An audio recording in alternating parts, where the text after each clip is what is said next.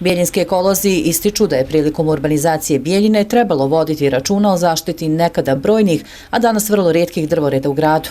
Odlučili su da pokrenu inicijativu i zaštite stara stabla. Podneli smo zahtev stambenog komunalnog, znači da se pokrene, da vidimo znači, šta je to s čim raspolažemo. Posle toga ćemo da usmerimo inicijativu ka gradskoj skupštini grada Bijeljine, da i gradska skupština grada to zvanično podrži i naravno da se iznađu sredstva i da se odredi profesionalno preduzeće koje se već bavi zelenilom, znači da se to vidi u kojim ulicama može da se sadi kvalitetno drveće, koliko toga treba zasaditi znači, oko grada i naravno na kraju bilo bi dobro, znači isto ima ta zamisao da se napravi još jedan gradski park. Građani Bijeljine podržavaju ove aktivnosti, smatraju da je u gradu potrebno više zelenila, te da je tamo gdje je to moguće potrebno sačuvati stara stabla. Užas, pa valjda nam stabla trebaju. To je to. Nemam šta više reći.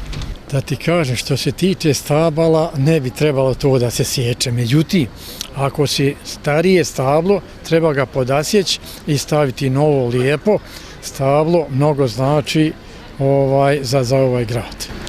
Ekološka udruženja hoće da podnesu inicijativu da se zaštite stabla starije od 50 godina. Šta mislite? Pa dobro, treba zaštiti ako mogu da izdrže. Ako ne mogu da izdrže, onda ništa ne znači, osušće se.